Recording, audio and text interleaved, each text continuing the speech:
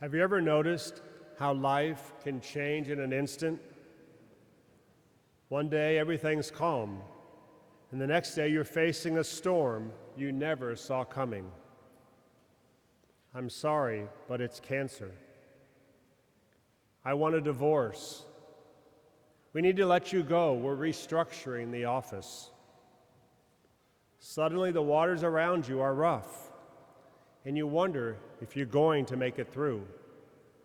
That's exactly where the disciples find themselves today. They're in a boat battered by waves, fighting against the wind. They are exhausted, frightened, and feeling completely helpless. Then, in the middle of that storm, Jesus comes walking toward them on the water, and Peter does something remarkable. He says, "Lord, if it is you, command me to come to you on the water." Why would Peter ask this? Remember, Mark's gospel is the source for this story. In Mark's gospel, Peter and Jesus don't even talk to each other. Jesus simply gets in the boat, calms the storm, and Mark's gospel says he utterly astounds them.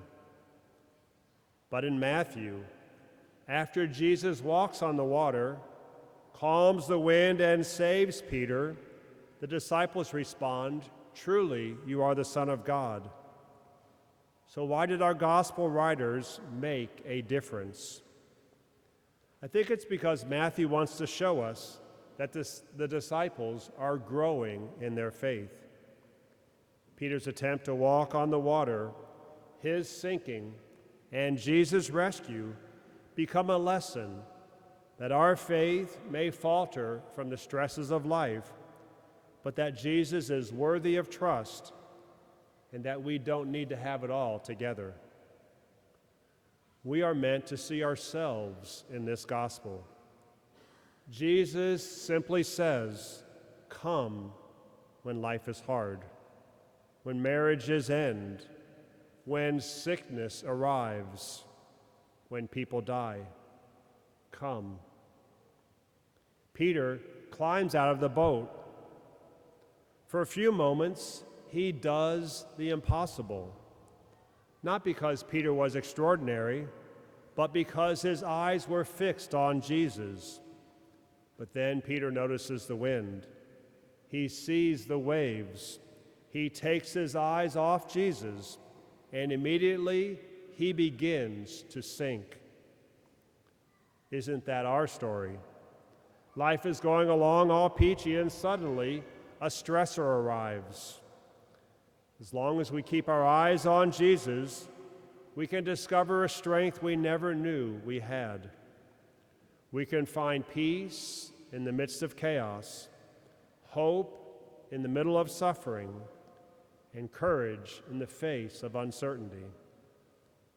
But when we become consumed by our problems, by our fears, by our failures, we begin to sink because we took our eye off the ball. The lesson and the difference between the two gospels isn't that storms won't come, they will. The lesson is that the storms don't have to defeat our faith in God. Once upon a time, a father was teaching his young daughter to ride a bike. She kept staring down at the front wheel, terrified she was going to fall. Every few feet, she wobbled and tipped over. Finally, her father said, "Don't look at the wheel, look at me." He walked several yards ahead, smiled, and encouraged her, "Come." She put one foot on the pedal, fixed her eyes on her dad instead of the ground beneath her, and she began pedaling straight toward him.